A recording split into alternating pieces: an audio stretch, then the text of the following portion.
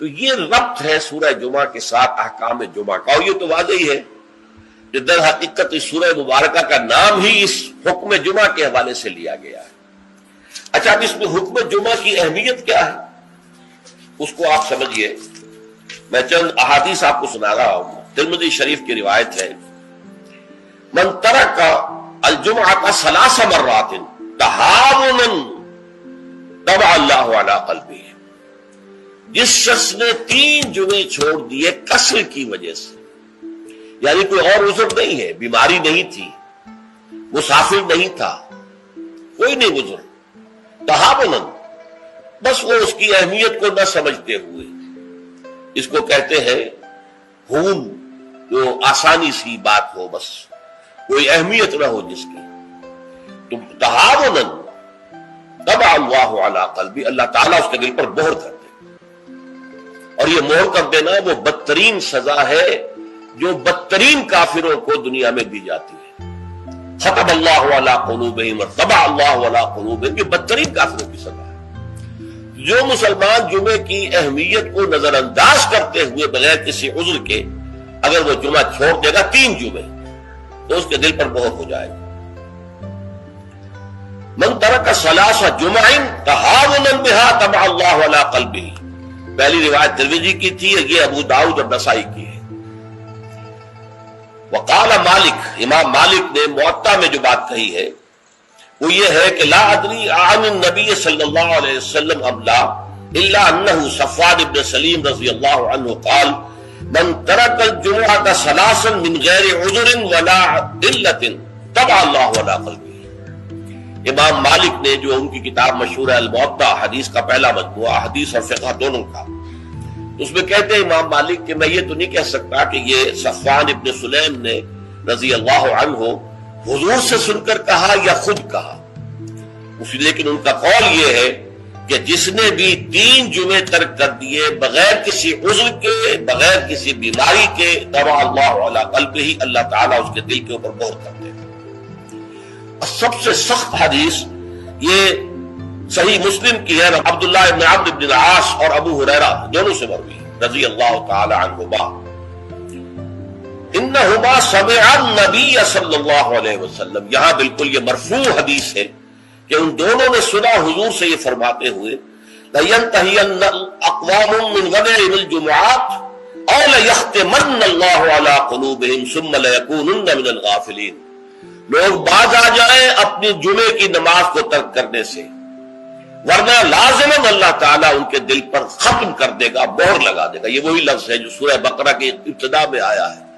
ان الذین کفروا سواء علیہم انذرتہم ام لم تنذرہم لا یؤمنون ختم اللہ علی قلوبہم وعلی سمعہم وعلی ابصارہم غشاوہ، پھر وہ غافلوں میں سے ہو جائیں گے۔ اسی صحیح مسلم میں حضرت عبداللہ ابن مسعود سے ایک اور روایت ہے، ان النبی قال لقوم یتخلفون عن الجمعۃ لقد ہممت ان آمر رجلا یصلی بالناس ثم احرق علی رجال یتخلفون عن الجمعۃ بیوتہم۔ حضور نے فرمایا میرا یہ دل چاہتا ہے کہ میں کسی اور شخص کو امامت کے لیے کھڑا کر دوں اور ان لوگوں کے گھروں میں جا کر ان کے سمیت آگ لگا دوں کہ جو جمعے کے اندر حاضر نہیں ہوتے۔ اب آپ ایک طرف حضور کی شخصیت کو دیکھیں، آپ کے اندر نرمی تھی، رقت تھی، شفقت تھی، محبت تھی، رأفت تھی، لیکن دوسری طرف سختی کا یہ عالم ہے کہ جمعے کی اہمیت تاکہ معلوم ہو جائے کہ جمعے کی اہمیت کیا ہے۔ یا ایھا الذین آمنوا اذا نودی للصلاۃ من یوم الجمعۃ فاسعوا الی ذکر اللہ وذروا البیع، اے ایمان کے دعوے دارو جب پکارا جائے نماز کے لیے جمعے کے دن، مراد ہے نماز جمعہ۔ ویسے تو ظاہر بات ہے کہ اذان تو فجر کی بھی ہوگی، عصر کی بھی، مغرب کی بھی، عشاء کی بھی، یہاں مراد کیا ہے؟ نماز جمعہ کے لیے جب اذان دی جائے فاسعوا الی ذکر اللہ، لفظی ترجمہ تو ہوگا تو پھر دوڑ پڑو اللہ کے ذکر کی طرف، صحیح کے معنی دوڑنا ہے، لیکن یہ کہ چونکہ حضور نے صلی اللہ علیہ وسلم دوڑنے سے منع کیا، لہذا لپ کو یعنی ہمتن متوجہ ہو جاؤ، اب کوئی کاروبار دنیاوی تمہیں ذرا اس گاہک کو نپٹا لوں، پھر نہیں، فوراً کاروبار بند۔ فرمایا فاسعوا الی ذکر اللہ وذروا البیع، کاروبار چھوڑ دو، ذالکم خیر لکم ان کنتم تعلمون، یہی تمہارے لیے بہتر ہے اگر تم سمجھو۔ اب دیکھیے غور کیجئے اس میں کہ ہو سکتا ہے کوئی شخص، کوئی دکاندار بیچارہ صبح سے بیٹھا تھا، کوئی گاہک نہیں آیا، جس وقت گاہک دکان میں داخل ہوا اسی وقت اب اذان جمعہ کی آواز آ گئی. اب بڑے سخت امتحان میں ہے وہ، لیکن فرمایا گیا ذالکم خیر لکم، بظاہر گھاٹے کا سودا ہے، صبح سے بیکار بیٹھے تھے، کوئی گاہک نہیں تھا، اب آیا ہے تو نماز کی اذان آ گئی، چھوڑ کے جانا پڑے گا. ضرور پڑے، کاروبار چھوڑ دینا یہ لازم ہے، یہ حکم ہے، یہ واجب ہے، فرض ہے چھوڑ دینا. اس میں کسی قسم کی کوتاہی جو ہے وہ پسندیدہ نہیں ہے. تو جمعے کی اہمیت کے لیے ایک طرف تو قرآن مجید کے یہ الفاظ، یا ایھا الذین آمنوا اذا نودی للصلاۃ من یوم الجمعۃ فاسعوا الی ذکر اللہ وذروا البیع ذالکم خیر لکم ان کنتم تعلمون، اور اس کے ساتھ جمع کیجئے وہ احادیث جو میں آپ کو سنا چکا. اگر 3 جمعے کسی مسلمان نے بغیر عذر کے، ہاں عذر ہو سکتا ہے، آپ بیمار ہیں تو آپ پر فرض نہیں ہے، آپ مسافر ہیں تو مسافر پر فرض نہیں ہے، آپ غلام ہیں کسی کے تو آقا کی اجازت کے بغیر نہیں جا سکتے، لہذا غلام پر بھی جمعہ فرض نہیں ہے، بچے پر بھی جمعہ فرض نہیں ہے، خواتین پر جمعہ فرض نہیں ہے، وہ اپنی ظہر کی نماز اپنے گھروں میں ادا کریں، جمعہ کی فرضیت نہیں ہے. لیکن جس پر جمعہ فرض ہے اور پھر وہ صرف تہاوناً، کسل مندی یا اس کی اہمیت کو نہ سمجھتے ہوئے وہ اگر جمعے مسلسل 3 ترک کر دے گا تو طبع اللہ علی قلوبہم بھی آ گیا، اور ختم اللہ علی لیختمن اللہ علی قلبہ، اللہ تعالیٰ اس کے دل کے اوپر مہر کر دے گا. اچھا، اس میں اب جو نوٹ کرنے کی بات ہے وہ یہ ہے، جمعے کو جمعہ بنانے والی شے خطبہ جمعہ ہے. نماز تو ظہر کی نماز کا قائم مقام جمعہ ہے نا، ظہر کے 4 فرض ہیں اور جمعے کے 2 ہیں، تو نماز اصل شے نہیں ہے، اصل شے جو ہے خطبہ جمعہ ہے، جس نے کہ جمعے کو اہمیت دی. اس لیے کہ خطبے میں تعلیم ہوتی ہے، تلقین ہوتی ہے، جسے میں نے کہا اصل جو مقصد ہے یہ ہفتے وار اجتماع ہے. اس ہفتے وار اجتماع میں تازہ کرنا ہے اپنے نظریے کو، اپنے خیالات کو، اپنے نظریات کو، اپنے عقائد کو تازہ کرنا ہے، اسے پانی دینا ہے، سینچنا ہے، اور یہ کام در حقیقت خطبے کا ہے. ویسے یہ کہ تاریخی اعتبار سے جان لیجئے کہ اسلام جو ہے شروع سے اسلام ہے، حضرت آدم سے لے کر حضور تک اور آج تک اصل دین جو ہے وہ اسلام ہے. ان الدین عند اللہ الاسلام. یہ تو اسلام کے ایڈیشنز ہیں کہ ایک خاص احکام جو حضرت موسیٰ کو دیے گئے تو وہ اس وقت کے لوگوں کے لیے وہ لازم تھے، پھر وہ احکام جو ہے شریعت محمدی کی شکل میں آئے ہیں صلی اللہ علیہ وسلم، تو ہم پر وہ واجب ہے، لازم ہے. لیکن یہ کہ یہ نظام جو ہے رہا ہے ان تمام مذاہب میں کہ ہفتے کے ایک دن کو فارغ کیا جائے اللہ کی یاد کے لیے. چنانچہ یہ حکم جمعہ ہی تھا کہ جو دیا گیا تھا امت موسوی کو علی نبی الصلوۃ والسلام. جمعہ کا دن تھا، ہمیشہ سے جمعہ ہی کا دن جو ہے وہ در حقیقت مقدس دن ہے، اور جمعہ ہی کا دن ہے کہ جو ابتدائے آفریدہ سے چلا آ رہا ہے اس کام کے لیے. لیکن یہودیوں نے اپنی جو بھی شر پسندی تھی ان کے اندر، ان کے مزاج میں جو بغاوت تھی، ان کا جمعے کو چھوڑو جی ہفتہ کر دیا. اللہ تعالیٰ نے بھی پھر ہفتہ ہی ان پر فرض کر دیا. اور ان کے ہاں یہ ہفتہ اتنا سخت تھا، جمعے کی مغرب کی نماز کے بعد سے لے کر اگلے ہفتے کی مغرب تک 24 گھنٹے کوئی کاروبار دنیاوی مطلقاً حرام تھا. آج بھی امریکہ کے اندر جو لوگ رہتے ہیں، جو کہ پریکٹسنگ جیوز ہیں، جن کے وہ لمبے لمبے بال ہوتے ہیں، ادھر زلفیں ہوتی ہیں، اور انہوں نے لمبے لمبے کوٹ سیاہ رنگ کے پہنے ہوتے ہیں، اور فیلٹ ہیٹ ہوتا ہے ان کا خاص طرز کا سیاہ رنگ کا. یہ جو پریکٹسنگ یہودی ہیں، آرتھوڈاکس یہودی ان کو کہتے ہیں، یہ جمعے کی شام سے اپنے ٹیلی فون کنیکشن بند کر دیتے ہیں،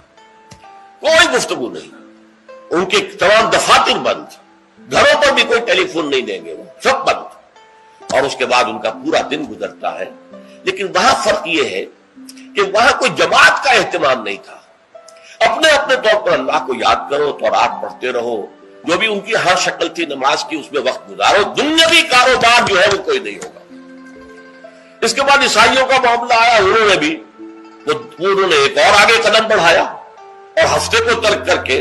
اپنے آپ کو یہود سے ممیز کرنے کے لیے اتوار قرار دے لیا. اتوار کی صبح کو ان کا ایک خاص عبادت کا دن ہے، اور اس میں واقعہ یہ ہے کہ جو بھی وہ پریکٹسنگ یا کوئی تھوڑا بہت مذہبی مزاج رکھنے والے عیسائی ہیں، وہ اتوار کے روز نہا دھو کر کپڑے بدل کر اچھے انداز میں اپنی فیملیز کے ساتھ، بچوں کو ساتھ لے کر وہ چرچ جاتے ہیں. وہاں ان کی جو بھی نماز ہے وہ نماز پڑھتے ہیں، ان کا جو بھی پادری ہے وہ خطبہ دیتا ہے، سربند ہوتا ہے، تو یہ ان کے لیے اتوار کا دن۔ اس کے بعد جب یہ دونوں تہذیبیں جمع ہو گئی، یہودی جو ہے انہوں نے گویا کہ غلبہ حاصل کر لیا عیسائیوں پر، تو اب انہوں نے ویکینڈ کر لیا، سیٹرڈے اور سنڈے بوتھ، تاکہ دونوں کے دونوں کور ہو جائیں، یہودیوں کا معاملہ بھی آ گیا، عیسائیوں کا بھی آ گیا۔ حضور صلی اللہ علیہ وسلم کی امت کے لیے دو کام کیے گئے، ایک تو گویا کہ منفی ہوگا، ایک مثبت ہوگا۔ منفی کام یہ کہ پورے دن جمعے کے کاروبار کو حرام نہیں کیا گیا، بلکہ حرام کاروبار ہے صرف اذان جمعہ سے لے کر جمعے کی نماز کے ادا ہو جانے تک، بس اس دوران میں کاروبار دنیاوی مطلقاً حرام، کوئی کاروبار، آپ جائز سے جائز کاروبار کر رہے ہیں، صحیح سے صحیح کاروبار کر رہے ہیں، لیکن وہ بھی حرام ہے اس وقت اگر آپ نے کیا ہے جبکہ جمعے کی اذان ہو چکی ہے اور جبکہ نماز ابھی ادا ہو گئی، اس دوران حرام۔ لیکن باقی دن کے اندر حرمت نہیں رکھی ہے، البتہ میں ابھی آپ کو بتاؤں گا۔ تشویق یہ ہے کہ صبح سے لے کر جمعے تک کا وقت جو ہے یاد الہی میں بسر کیا جائے، تشویق اور ترغیب ہے، اس لیے کہ اگلی آیت میں ہم پڑھیں گے کہ جب جمعہ کی نماز ادا ہو چکے تو تم منتشر ہو سکتے ہو زمین میں اور جاؤ اور اپنے کاروبار میں لگ جاؤ۔ لیکن جمعے سے قبل کے بارے میں کچھ نہیں کہا، نہ تو یہ کہا کہ کاروبار نہیں کر سکتے،